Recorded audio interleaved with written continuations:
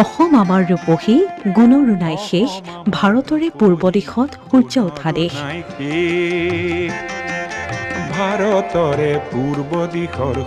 ভাৰতৰ পূব দিশত অৱস্থিত আমাৰ ৰূপহী অসম অসমৰ প্ৰাকৃতিক পৰিৱেশৰ মাদকতা ল'বলৈ বিশ্বৰ বিভিন্ন দেশৰ পৰা বছৰি পৰ্যটকৰ সোঁত বয়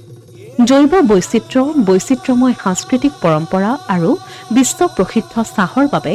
বিশেষভাৱে জনাজাত আমাৰ অসম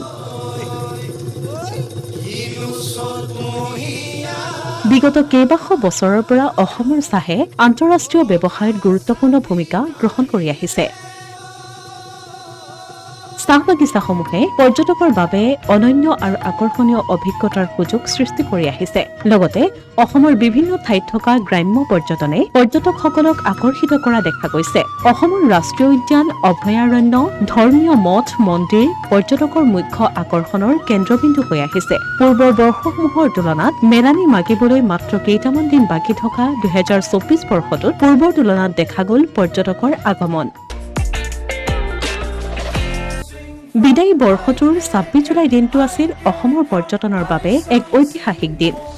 চৰাইদেউ মৈদামে লাভ কৰিলে বিশ্ব ঐতিহ্য ক্ষেত্ৰৰ স্বীকৃতি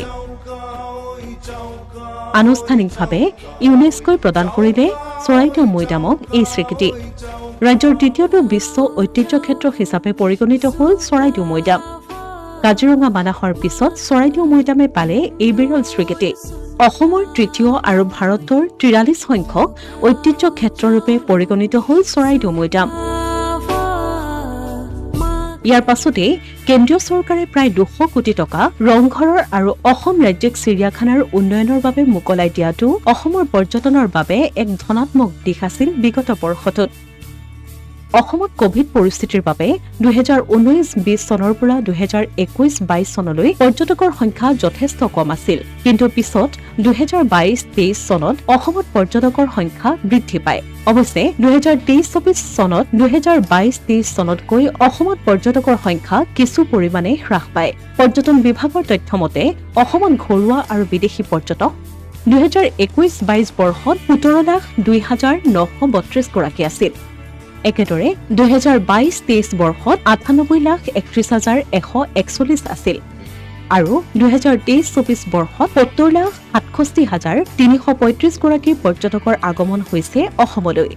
এই বৰ্ষটোতেই অসম পৰ্যটন বিভাগেও চাহ পৰ্যটন আৰু গ্ৰাম্য পৰ্যটনৰ আকৰ্ষণ বৃদ্ধি পোৱাৰ পৰিপ্ৰেক্ষিতত অসমত চাহ পৰ্যটন আৰু গ্ৰাম্য পৰ্যটনৰ ওপৰত মনোনিৱেশ কৰিছে অসমত চাহ পৰ্যটন আন্তঃগাঁথনিৰ প্ৰচাৰ আৰু উন্নয়ন আঁচনি আৰু আমাৰ আলহী গ্ৰাম্য গৃহস্থান আঁচনিৰ জৰিয়তে অসমৰ চাহ পৰ্যটন আৰু গ্ৰাম্য পৰ্যটন টনকিয়াল কৰাৰ চেষ্টা চলোৱা হৈছে বিগত বৰ্ষটোত ইফালে এই বৰ্ষটোতেই দ্বাদশ ইণ্টাৰনেশ্যনেল টুৰিজিম মাৰ্ট অনুষ্ঠিত হয় কাজিৰঙাত দেশ বিদেশৰ প্ৰতিনিধিয়ে অংশগ্ৰহণ কৰে এই মাৰ্টত